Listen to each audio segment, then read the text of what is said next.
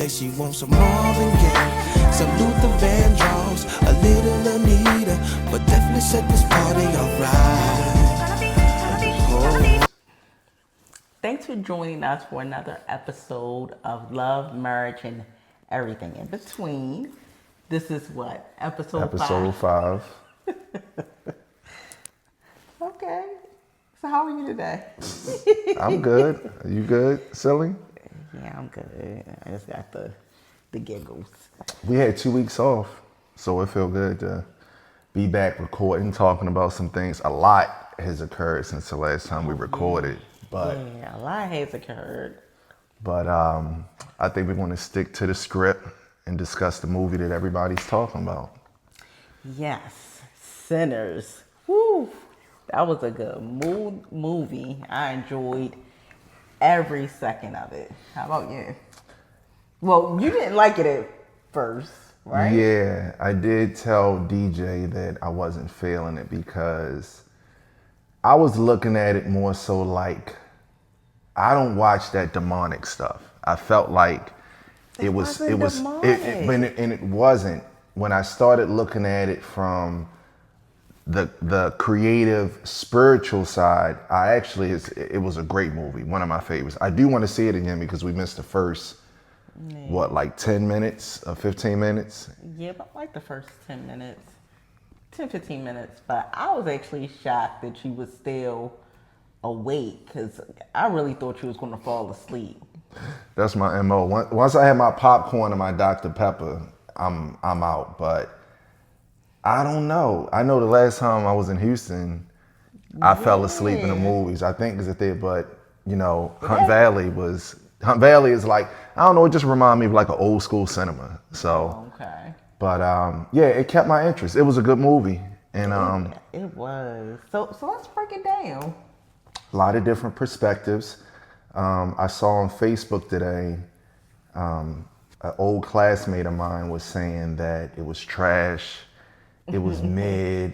And that was the first that I really heard of that because I didn't know anything about the movie until we were actually in there. You and DJ are really the movie buffs. Mm-hmm. I was just kind of going to the movies for the popcorn and everything. But, what was your take on it? I think Ryan Coogler is a genius. I loved everything about the movie. I definitely want to go see it again. Definitely. So my take on it, like off the rip, I would give it a 10 out of a 10. And that's across every category. The cinema of the movie, the storyline, the truthness, putting the scene in Mississippi, having the different characters, you had let me say this will be a spoiler alert. We will be dropping nuggets throughout this YouTube video of what really occurred, but I don't think it would really ruin the fact if you know information about the movie because that's how good it is. Yeah. So I love the movie. I thought it was wonderful. Let's break it down. So okay. When we arrived at the movie, we got there a little late. So I'm at the scene where I think it's Smoke and Stack. Okay, they split. So which one was driving the car? Because I get kind of confused with that part. Well, one was in a town, so they both drove. So which one was in the town? That was Smoke. He was the more serious one. Okay, so Stack. So Stack is driving in the car with his little cousin. His little cousin is a musical genius. Mm-hmm. He's a singer and a guitar player. He's in the crosshairs of his daddy is a pastor. However, he wants to play music. The dad is forbidding him from being in this secular world, and the dad want him to choose. Would like for him to choose between the two. Mm-hmm. Okay. And what was his name? That was Preacher Boy, right? Yes. Okay. Yeah. So that's where I came in at, and then you had to go get your popcorn and everything, so you came in a little after me. Right. So I came in when Stack was riding up the road with I don't know the actor's name, but the one that played Duano, the old older actor, been in Delroy something. yeah, he been in a ton of movies. And actually, it was at the train station when he sold them on. The whole thing was that they were opening up a juke. Okay, the two brothers were open. They came back home. They were a part of the Chicago Al Capone. Al Capone. They had a big heist. They came back to their hometown, and Stack was more so selling him on why he wanted to be at the juke for the grand opening. Money wasn't really a big deal for him, for Stack or Smoke, but Delroy, is that his name? His real name. Yeah. I don't Okay. remember the character name. Well, Delroy he played the, was it the harmonica, I think that he played? He was drawn to go with Stack, but he said, hey, you're gonna pay me this for one night. Where I'm at, I get this every night consistently. But Stack hit his emotional cores with, he loved to drink. And he said, I had Irish beer. And he said, look, if you work with me tonight, you'll get the $20, you'll get to finish this Irish beer, because he kind of gave him like a tester. And then he said, you'll be able to drink all the Irish beer you want tonight. And that was like the theme in the movie, a lot of negotiation, a lot of bargaining, and that was intentional. It was. And on the other hand, when they split screens, Michael B. Jordan was playing Stack and Smoke. Smoke was more introverted, I would say. Stack was more extroverted. But Smoke was in a small town, whereas he told a young girl, hey, I'm going to give you 10 cents for every minute that I'm gone. I just need you to sit in my truck, and if somebody is staring at my truck too long, I need you to hit the horn. And she smiled and lit up, because during that time, 10 cents was a lot of money. And she agreed. And he taught her the value of negotiating and said, basically, you never go for the first offer. Let's talk about it. You just want to settle for 10 cents? So then he helped to negotiate, I think it was to 15 cents. Okay. And I think that was an important lesson, him teaching a young lady, even though he was a mobster, it was still important for him to help her understand, I'm going to pay you, but also the value of negotiating. So I think that was a good message as well. Yeah. Also, in that same segment, we see him going to the store of Asian people. So I found that very, very good, because, in our community, you grow up with having a Crimplets, yeah, powdered donuts, a chicken box, cheesesteak, tights, grease for a your white hair. tea, a white tea. You can get a little of everything. Right. And so he went there to get items for The juke. for the juke joint. So it was food, and it was a husband and wife, and they actually had one store on one side of the street for food, and the other side of the street, I think, was a store for signage. But what I found interesting, And it was more negotiation. it was more negotiation. So he was negotiating the price for them to serve food for the juke that night. That was real easy with the husband. It seemed like they had a previous relationship. But then going across the street, he told the daughter, tell your mother to come over. And this was small, but it was seamless how the daughter and the mother intertwined as far as business. So the husband was working the store across the street. The daughter went over to get the mother, said, Dad said he needs you to come over to the store. She instantly filled in at the register where the mom was working and came to the other side of the street. And to me, it just made me think of working together. A lot of times in our community, it's difficult to work with family. It's usually strife in our community sometimes. And it's just automatic. It was just automatic. And you see that a lot with the Asian community. So coming back over, he negotiated with the wife. She said, hey, this is last minute. He bargained with her. They went back and forth. And they end up coming up with a fair price. Right. So throughout the movie, you see, the twins going to different people from their past, because a lot of these people that they're visiting, they grew up with, you know, they had previous relationships with before they left the small town. So they're rekindling these relationships. It's a familiarity there, and the next stop is to Annie, I believe her name was. She practiced voodoo, and she used to mess with Smoke. Correct. Her and Smoke actually had a baby together that they lost. Right. Okay, so they had a strong history.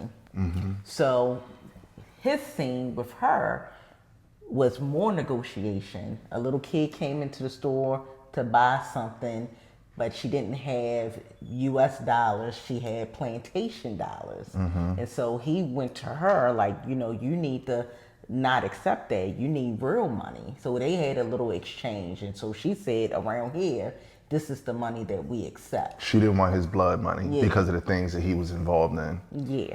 So it was just a lot. So we could talk about Each scene a lot. each scene, but the basic of the movie, to me, it showed community.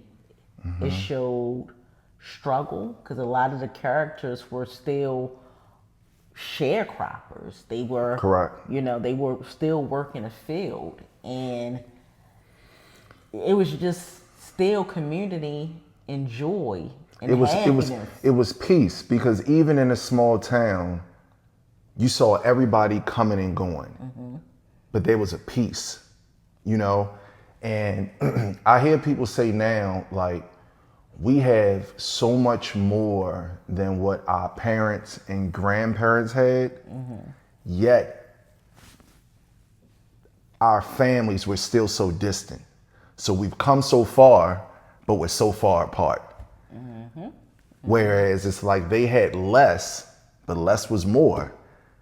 You know, so there was still a struggle, obviously, with, you know, a lot of people still being sharecroppers, things like that, but you just seen a peace. And I think how they relied on each other. How they relied on each other. Relied on each other. So, oh my God, it was just so good. It was just so good. So let's get to the main scene. Yeah. Okay. They're now at the juke joint. So they fix the place up. They have, you know, your main characters there. You have the twins there. The Smoke twin, he has a old, you know, girlfriend that he left behind. She's kind of, she's passing, I guess you would say. They said her great grandfather was black, but she passed as white. That was Stack's girlfriend. Stack? Yeah, that was Stack's girl. girl. Oh, okay. So Stack's girlfriend. Okay, so everybody that grew up together, the main characters, they're here in this juke joint. Right. So they did a great job. It was a vibe. They had the floors were done. They had lighting. They had the music. Of course, they had the cousin that sung, the guy that played the harmonica. The cousin also played the guitar. They had food. The lady that practiced voodoo fried fish up. I'm not sure what the Asians brought, but they brought food, and they were all involved, but it was like one big happy family. And there was still even negotiation between the brothers, because Stack wasn't charging, but Smoke was more business minded, I feel. Stack was more personable. And he said, look, we want this to be a place where when they get off, they're happy to come here. Right. And it appeared that everybody was having fun. Yes. It was a good time. Until they weren't. Right? So that's where the main plot comes in. Yes. So they're having a good time. They're playing the music. The young talent, the preacher boy, it's his turn now. So when preacher boy is singing and playing the guitar, it's like a euphoric moment. Man. You know, whereas though you have it's like he summons up the spirits of the past, you know, the present and the future. So you have a DJ in the scene, you know, going into like present times. So the main thing was blues though. It was like blues, and then the DJ. You're right. The DJ came in. Yeah, but the beauty of it all is how we are all, in my opinion, how we all have a connection with music through our ancestors, present time, and also future time. Right. You know, and like today, I love music from the past. You know, music connects people. It does. Music transcends, I would say, race. I would say gender. You know, music is a connector. I agree. And to me, with that scene, because there was a lot of symbolism in this movie, to me, that scene, we gotta go see it again. We have to go see it. You know what? We should have took some notes because I'm trying to remember everything. I still have it. It's coming to me. But that scene, if we could give you a visual, everybody is having a good time. Everybody doesn't have a care in the world. People are drinking. People are eating. And what I got from that scene was that even where we are today, there's still a portion of our music from previous days that is in our music today. So you have his voice was angelic almost.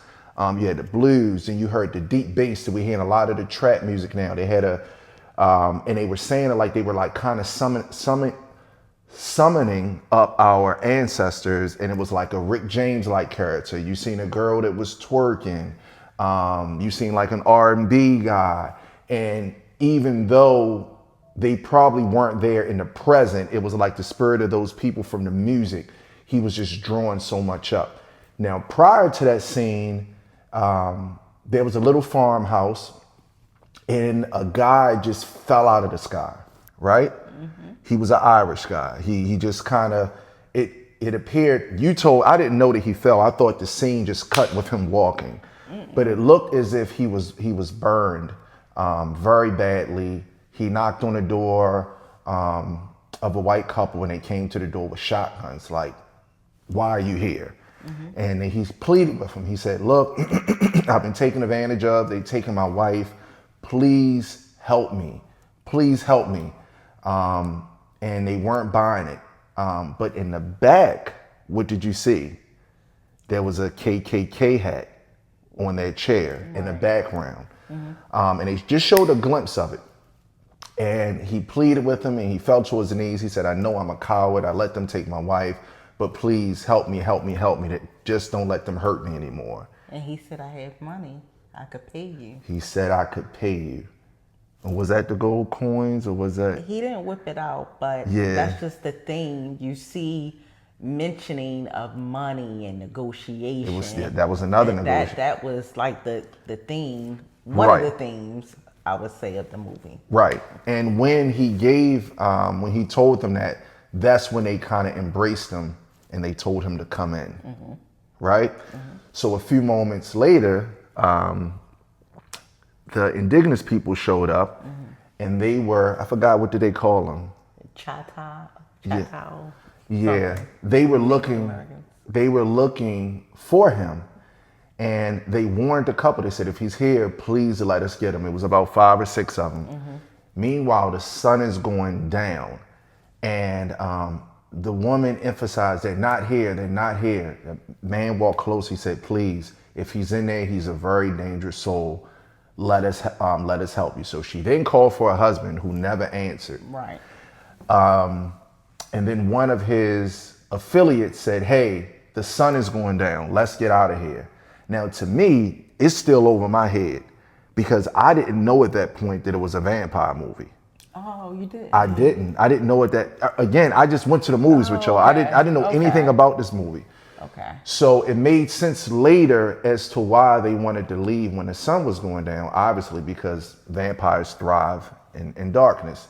So they finally left. She went in, and she found that he basically attacked, bit her husband, and turned him into a vampire. And soon she turned into a vampire because she was bitten as well. So fast forward to the Juke.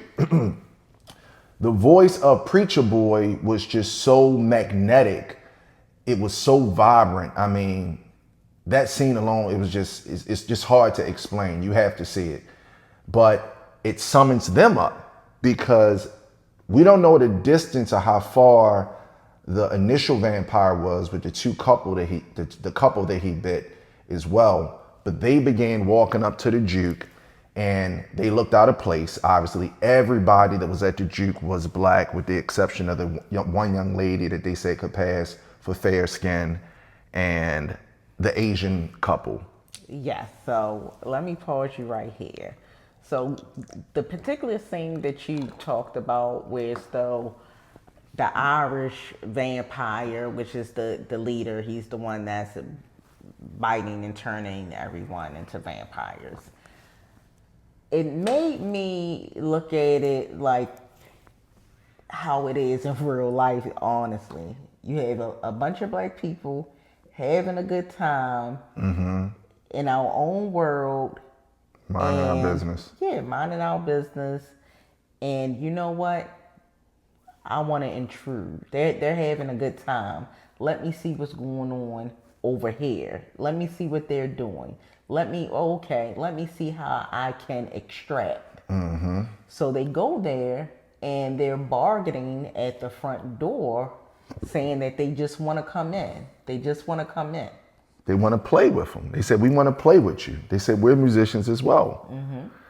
And they were looking at him like, nah, you don't belong here. Smoking Stack was kind of reading them, but you could tell the young lady that practiced voodoo was sensing something, but she couldn't put her hand on it. They offered them money. And they said, your money's not good here. And they said, okay, well, passive aggressively, we'll walk away slow in case you change your mind. Right? So at that point is when I caught it because I was like, hold up. That's when I told DJ, I said, see, I wouldn't have came if I knew it was on this demonic stuff because it was something in their eyes that you could see was off. And they went away singing and, harmonizing, but even the music sounded, what they were singing just sounded like Wicked in a way. It was basic, but it still sounded like Wicked. And they left. Yeah, so during this time after they left, they are calculating the numbers and the brothers realize that, hey, they really didn't make that much money. They're not making that much money. And they were under. Stack was saying, okay, maybe we could use their money. Maybe we could. So it's just like that doubt where as though we think that money can solve everything. So we do things that we really should not do on the basis of money. Right. So at this point, you have, just say, I think her name was Mary, the one that was passing as white or was white, whatever. Mary said, hey, let me fill them out. Let me go out there. Right. And let's see what I could find out, fill them out, and, we can, get their money or whatever. So what was your thought about that scene right there? Because I think she really cared about Stack in the theatrical part. I think she really cared about him. I think she had good intentions going out because I felt like she thought that I will get the real reason of why they're here. And in doing so, that's when it came to me like, okay, this director, this movie has now turned into a spiritual movie for me. It's not just entertainment. Because when she was out there, it was like, okay, I got you isolated. And they got in her head. About her mom. And I said, okay, this is what the enemy does. He gets you in isolation. He plays tricks on your mental. And then the rest is fair game for him. So that's when I realized and I started seeing things. And as we said earlier, it looked like he fell out the sky. He did. But who was a fallen angel in the Bible? The enemy was. So it finally dawned on me, okay, now I'm looking at the movie from a totally different perspective. They got her in isolation. She was bit. She went back in. She still looked like her normal self, which we know The enemy can look like a teacher. He can look like a pope. He can look like a president. He can look like an athlete. He can make himself look like anything. And when he went in, before she went in, vampires had to get permission. So correct. The guy at the door, is standing at the door. He was kind of thrown off because she was like, can I come in? That's a good point. I forgot about that. Yeah. Cornbread did ask her that. Yeah. Can I come in? And he was kind of pushed back, and he was like, yeah, of course you could come in. So as soon as she came in, she is right on target. Stack. With Stack. She get him alone. Mm-hmm. In isolation again. Yeah, she gets him alone. And she seduced him, and then she winds up turning him into a vampire. And I feel like she played on his weakness because Stack she knew how to get to him. Mm-hmm. He was a sexual being. Mm-hmm.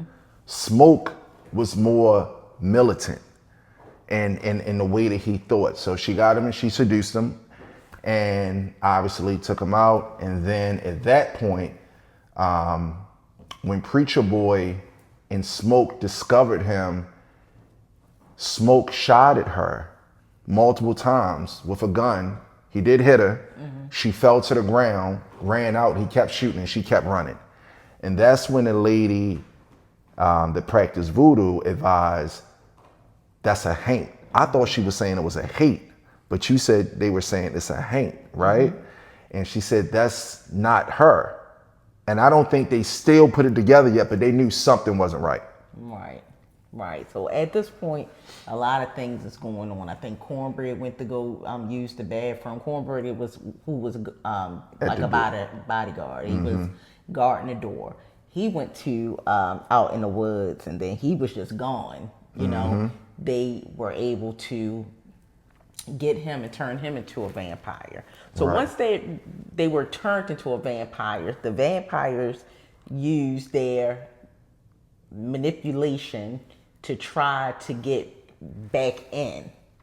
Okay, so at this point, Cornbread is now trying to get back in. Before we get to that part, when they discovered the Stack was deceased, remember they put everybody out. Right. And to me, that was another symbol of like,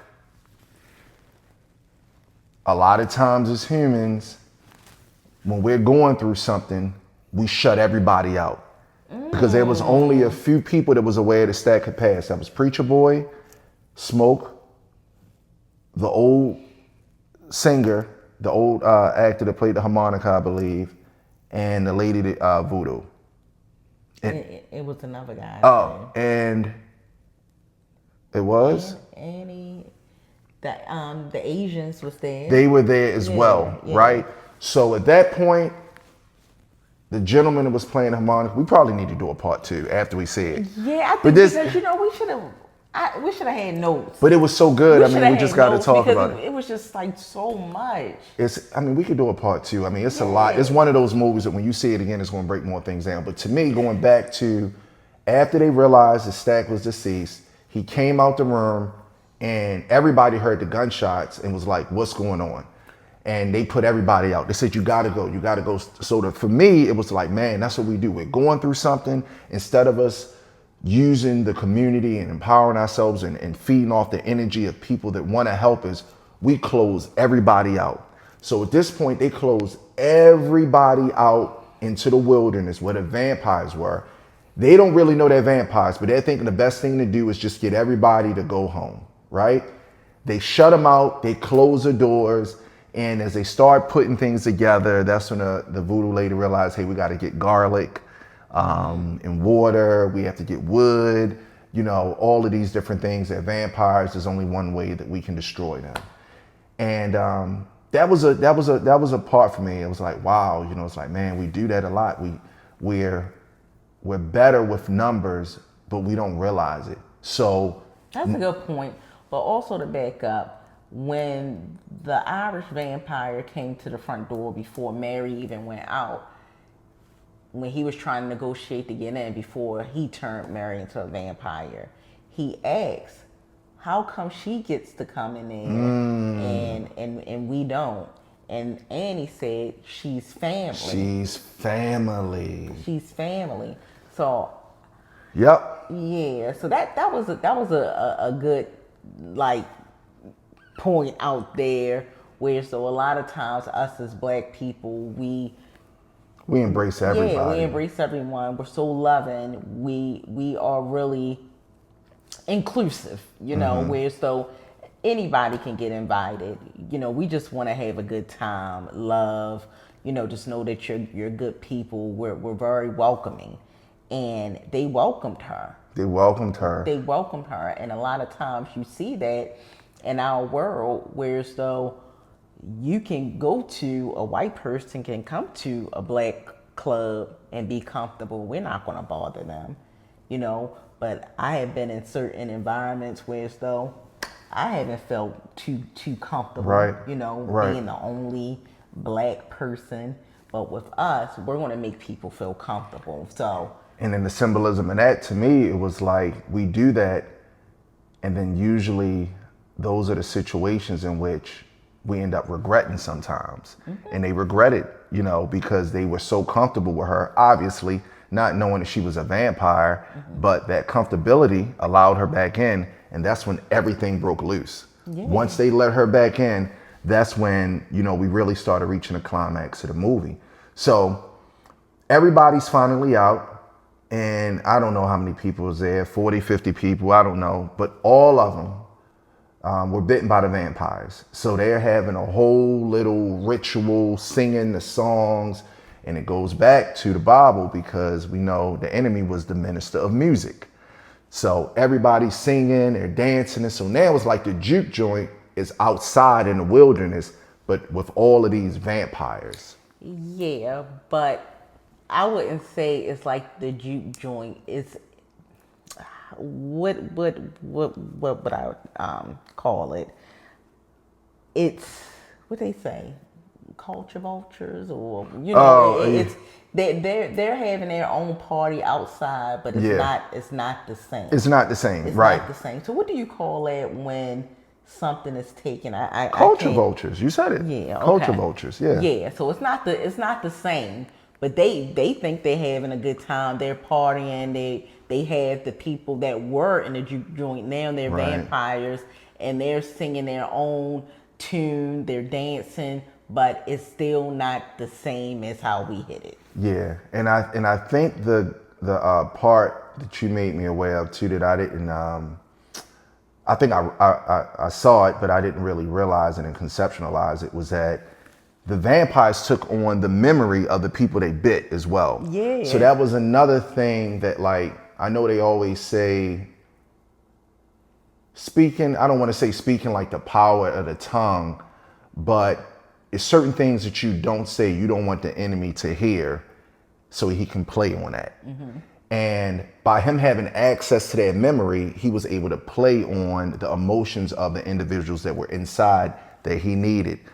The Asian couple were split. The husband went out to get the car. They had a daughter at home, very sensible. She said, we have to get home.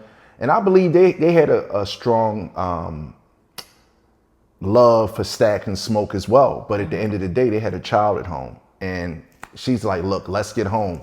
He obviously was bit going to get the car. But when he came back, he really was touching on her emotional chords, touching on our daughter, our family. And it's another tool of the enemy to manipulate you to only get you where he needs you to kill and destroy. And that's exactly what happened. So yeah, so to touch on that, the just call him the ringleader, the Irish vampire. So we're gonna call him the ringleader. So the ringleader, one of his negotiation tactics was saying, hey, let's just be family. We just want love. We just want peace. You know, you could be free. You know, just join us. Just join us. He was pleading with them, you know, letting them know, hey, you know, all your worries will be gone. And you know what? You know, the person that sold you this building, he has plans on coming down here to kill y'all anyway. You know, so join us. You don't have to worry about that. So another negotiation to me, you know, where it's still give your soul up. Yes. Give your soul up, and your problems will go away. And you see that a lot currently, whereas though people will give their soul for fame, for money, for publicity, you name it. So that was a nugget. Yeah, and ultimately, he wanted followers. That's what he wants. He wants followers, and that's why I feel like that word is just like so dangerous, even our society, for social media. Because think about it, follower. Oh, okay. He wanted a stronger following to obviously to reach his goal, which is he wanted to get inside. He wanted to obviously the voodoo. We haven't gotten to that part yet, but the lady that practiced voodoo, she was killed. But they put a stake in her heart. Yeah, because she knew they wanted her badly. Correct. Yeah, so she said, "Hey, you got to kill me." If something happens to me. And you brought up a point with your family being from Louisiana, how we have always been taught that voodoo is witchcraft, and I don't know enough about it to speak on it. But if it wasn't for her knowing how to interact with the vampires, they would have been done. Yeah. They would have been done. So there was good in that, but it goes to like the mindset of how we are taught things and to agree. So going back to the word followers, like I was saying, even in today's society, we were never raised, when our parents raised us, we was raised to be leaders. And I just think that word follower has been so manipulated, and it's been encouraged, where it's okay. And you're seeing that in everything that we do today, even from our children, they're looking at everything is about following and followers, etc. And it's not leading. And I think an important aspect of the movie as well with the twins is that they had military training.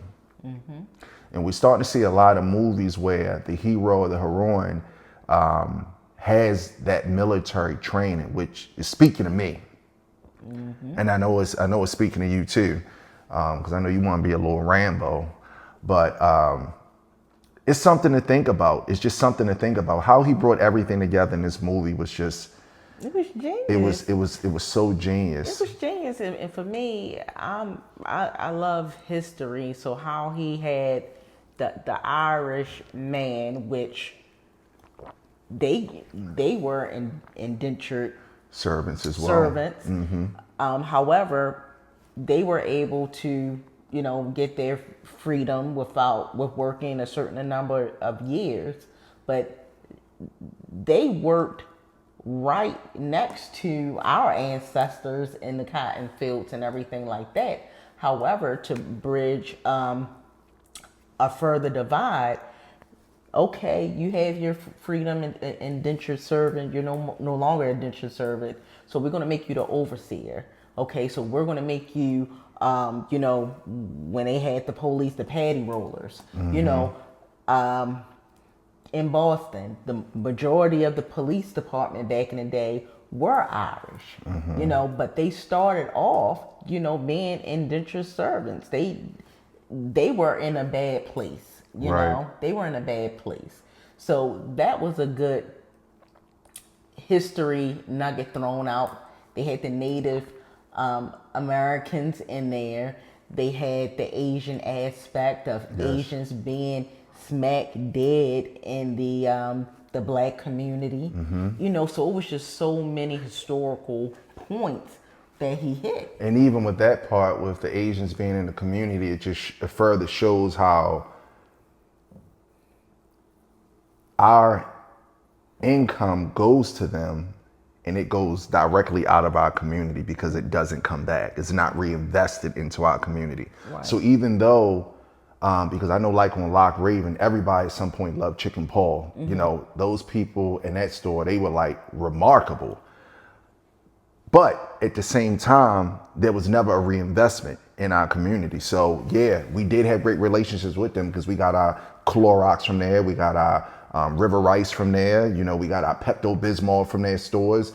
But once we make that payment, that money, we're never going to see it again come back to our Yeah, community. it's not coming back. It's not So, coming back at all. so that was some great symbolism by him as well. But ultimately, there was a lot of nuggets in that movie, and I've never felt like there's a movie that I wanted to see again to get more from it. Like obviously, you have your favorite movies that you just enjoy watching; it takes you back. But this movie, I really want to go back to see what I missed. Yeah, me too. Ryan Coogler is a genius. Is a genius, and he's the same person that did Black Panther, Creed. He is just like, oh my gosh, I'm a fan. And The Sinners, was the voodoo lady married at one point as well to someone else, or was she always with Smoke? No, they said that she was married.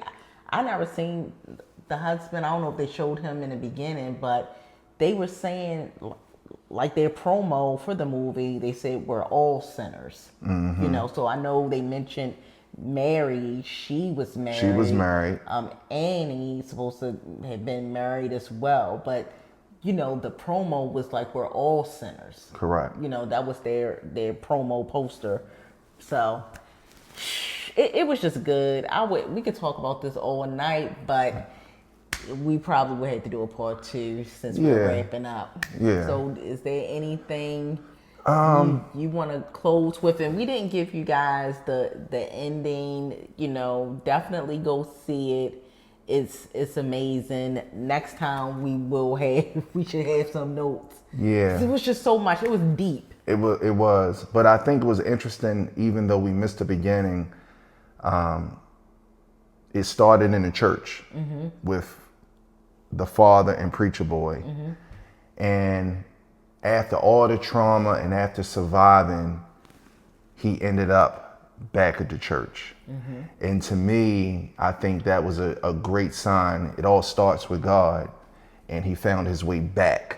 Even though he was clenching that guitar, he couldn't let that part go, even though it was just the neck of the guitar. But his father welcomed him back and kind of consoled him to tell him it was like, okay.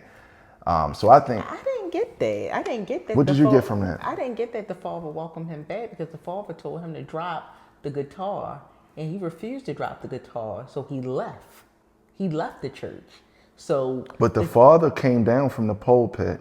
So that's what I'm looking at the father, him coming down.